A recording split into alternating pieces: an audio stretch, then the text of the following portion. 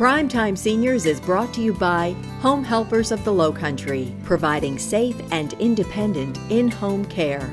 And filmed on location at Riverside at Belfair. More than a retirement community, it's a lifestyle.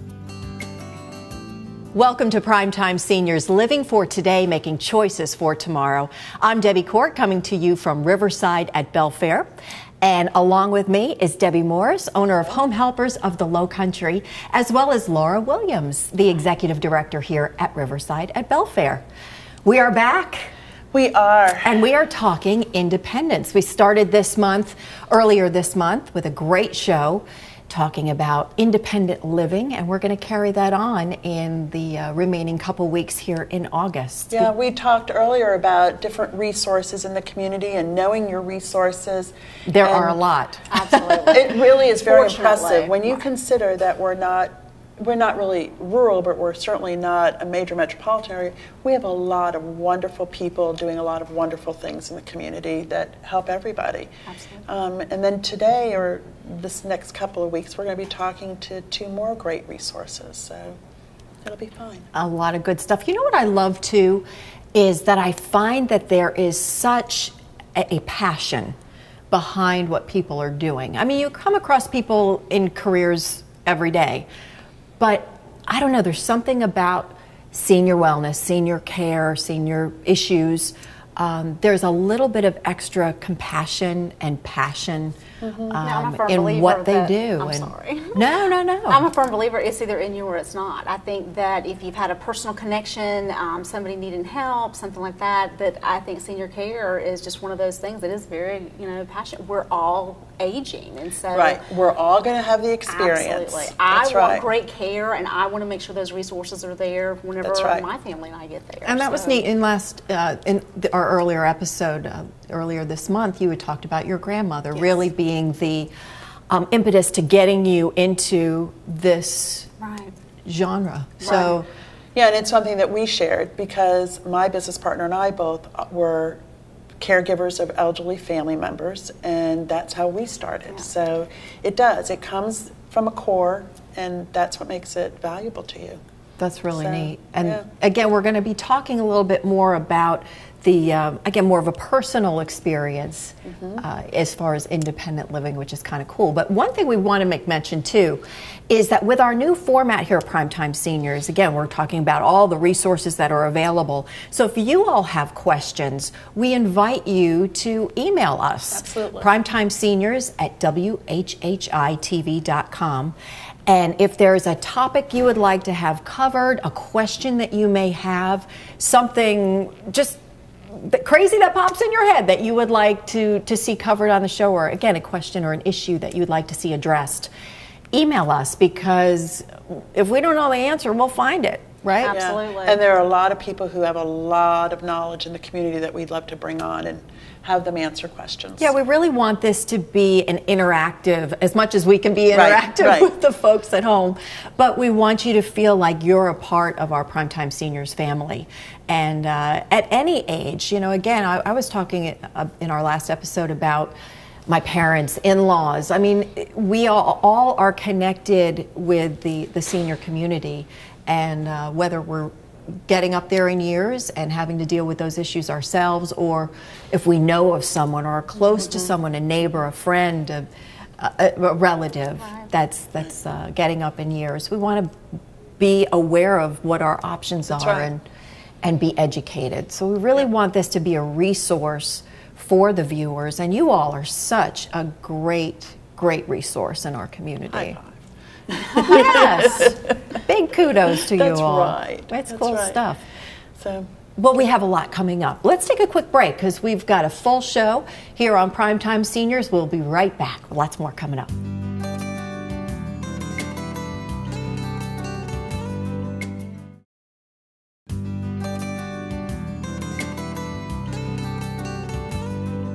Welcome back to Primetime Seniors. Susan Kelsey joins us now. She is a geriatric care manager and owner of Assistance Plus. Thank you so much for being here. Thank you for having me.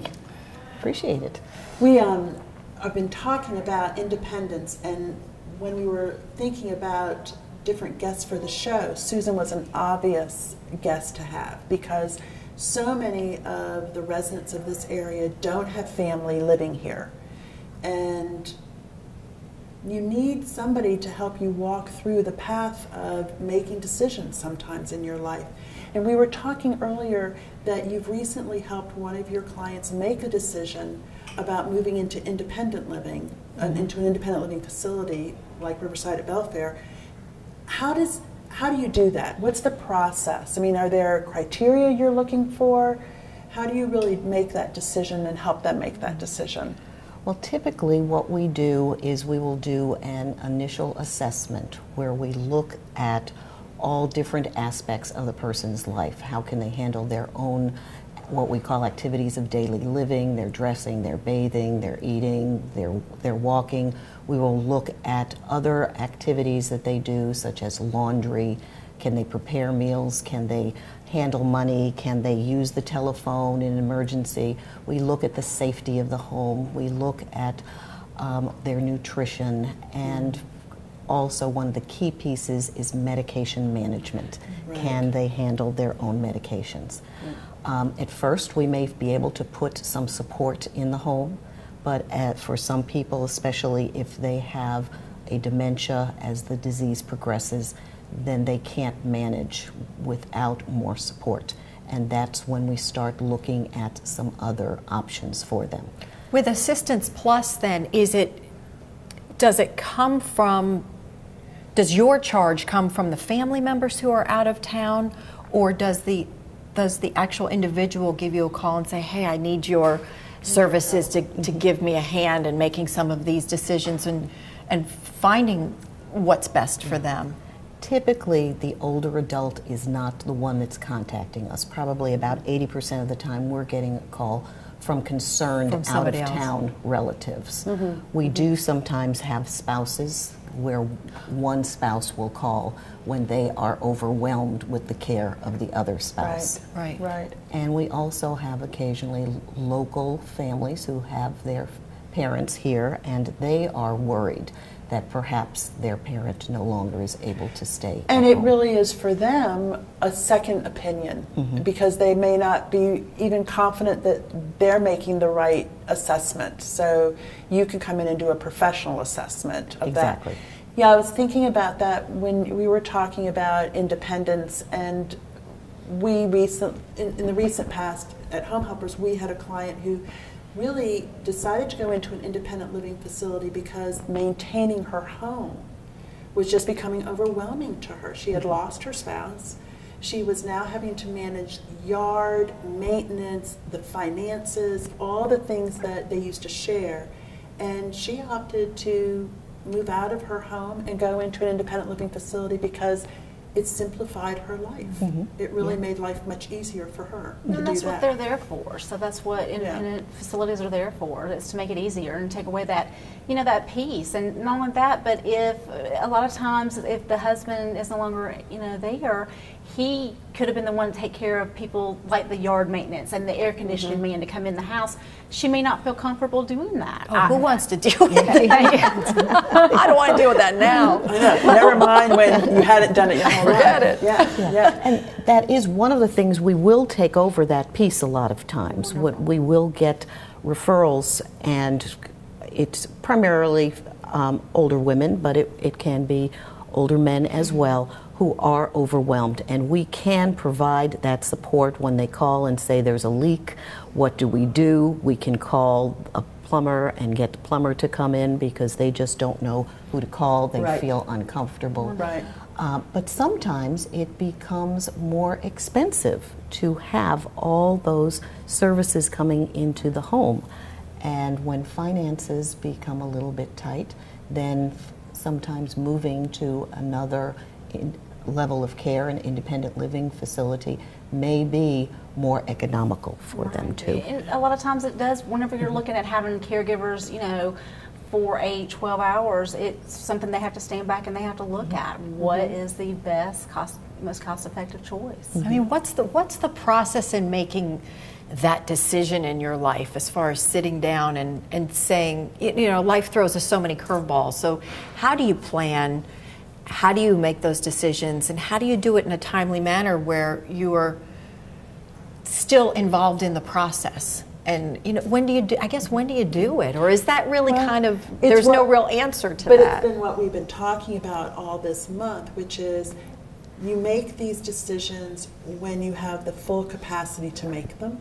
You make them as well informed as you can, and you start today looking for resources like Susan's services and other services we've discussed, because you don't know what you're going to need, and our community is full of wonderful resources.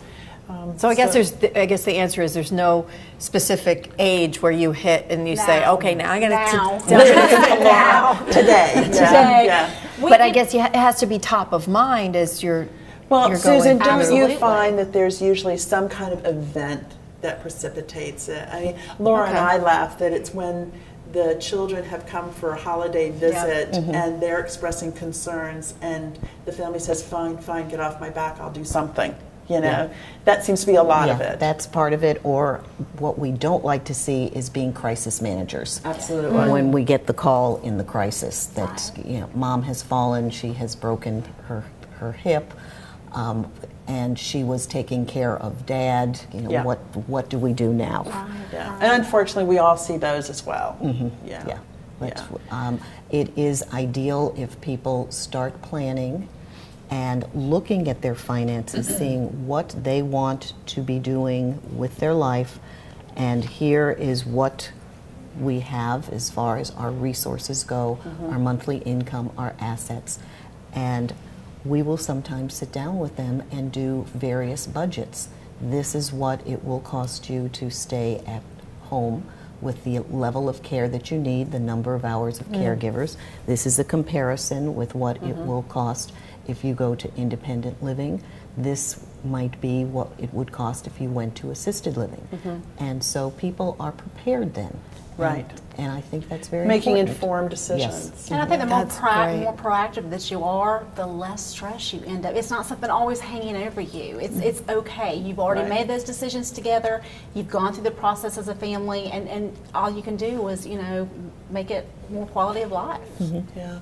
I like what I hear you saying, Susan, in that it's you're linking people to other resources as well. So when they're trying to make these decisions, you may be sending them to a financial planner or a financial advisor, or you may be talking with their families or their doctor about health care and management of that. So you really are very holistic. You look at the whole situation. We do. And look at options going forward from that point.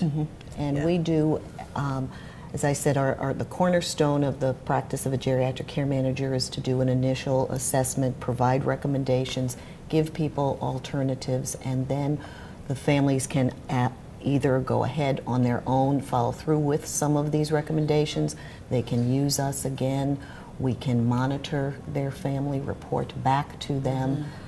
One of the nice things we do is we can email 3 out-of-town adult children at one time, so everybody stays informed. That's great, keeping everybody on the same page with it all. It's very important. That's great. Susan, thank you so much for joining us, Assistance Plus.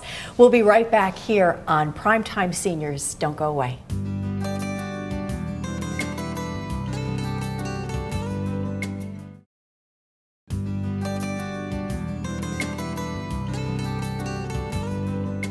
Welcome back to Primetime Seniors. Bart Brophy joins us now. He's a local resident who's an advocate for independent living.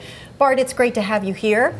Before we get started, a big round of applause and big thank you to you he's the gentleman that was responsible for the beach mats that help us move from the parking lot to the sandy shores of Hilton Head Island. And you help us lug our stuff and bikes and strollers and all of that over those beach mats. It makes it so much easier for us all. So how cool is that? Very cool. A famous celebrity on our show. It's fabulous. Yeah, well, Laura's already so impressed with you because she Googled you. Very impressive. You are impressive. Let's talk about what you've done in addition to the beach mats. Yeah. Well, I've been a disability advocate since I became disabled, I guess, back in 1980. So it goes back a long way before some of the laws even were in place at that time, because the Americans with Disabilities Act doesn't get signed until 1990. So independent living was kind of a way for me to accept my disability and be able to do something about, being able to live independently as possible. And it gave me a cause, so to speak. Mm-hmm. Mm-hmm. Well, you do it very well, and one of the reasons I was so excited that Bart was going to be joining us is because Bart and I have been emailing, well, we've known each other for a long time, and we've been emailing recently about this issue of independence and how people are able to stay independent, and Bart has utilized technology. Mm-hmm. It's a topic we haven't talked about much this month, but technology has been probably one of the best gifts for you, because it has enhanced your physical capability so much. Yes. So from everything from a gripper to an iBot. Yeah, I was telling the cameraman that I have an iBot, which is a wheelchair that can climb stairs. It can go up on 2 wheels and balance, and does some phenomenal things. Are they still making the iBots? The iBot was discontinued because insurance wouldn't cover the iBot, and there's been a battle in the courts. One judge ruled that insurance companies needed to pay for the iBot if the person needed it. Veterans that have wanted it and haven't been able to get it. Fortunately, there are some charitable organizations that are getting iBots for veterans.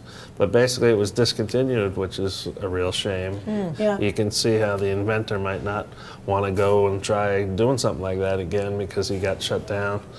It was expensive, but it wasn't overly expensive. For anyone who has access to the internet, you can go onto YouTube, and they have several videos there showing what an individual sitting in an iBot is able to do compared to a regular wheelchair. It's an amazing progression of technology. It really is.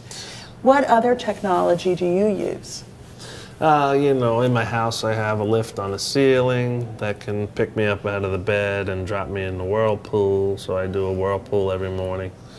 It has a remote control. I can do it myself, technically, but somebody needs to assist me. So I have home care from Home Helpers. Ta-da! No personal plugs here, truly not.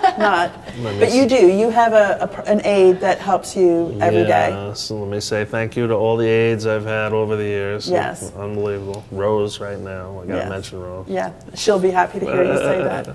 But I think it's good, Deborah. It is a plug for home care, but in other ways, it's a plug for exactly where we've been talking. Independence does not mean on your own. Right. Independence means smart use of any resource that's available to you. Yeah. Technology, helping hands, whatever it is. And being active in those decisions. And making those decisions.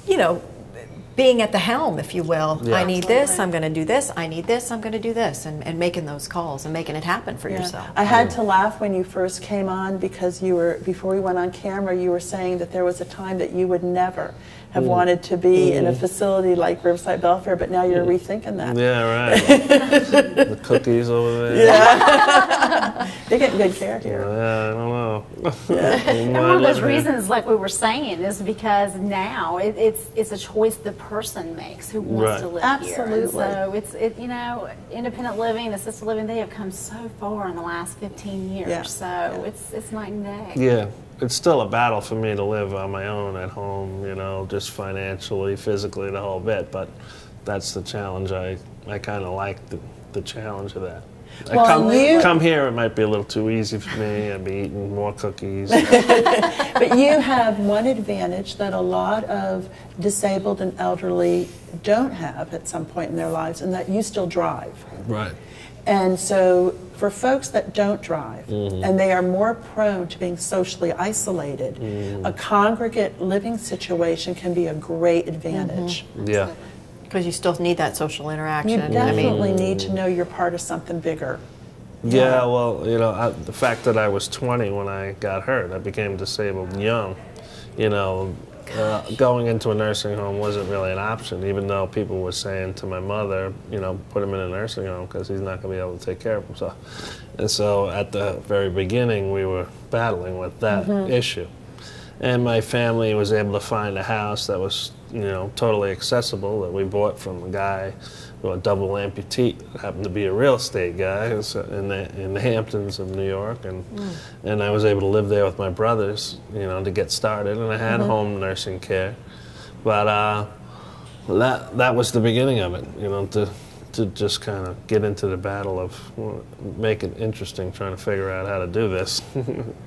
The disability movement has really opened up a lot of doors, even for the non-disabled. You were saying that earlier, too. Absolutely. You know, I think that anybody can benefit from the American with Disabilities Act. I think that it's been just a huge change for people who have, you know, physical limitations, mental limitations, any type. Yeah, elderly people, you know, they're not familiar with being disabled. I'm familiar with it. I've done it for 30 years, believe it or not. So they can learn from what I'm using. A gentleman saw me at the post office one day, and he went out and bought a van with a lift. He bought the ceiling lifts that I have in my room. He changed his bathroom around, and he started going on vacations, you know, where as he was told, you know, just stay in your bedroom and, you know, we'll bring you your meals and you'll be okay.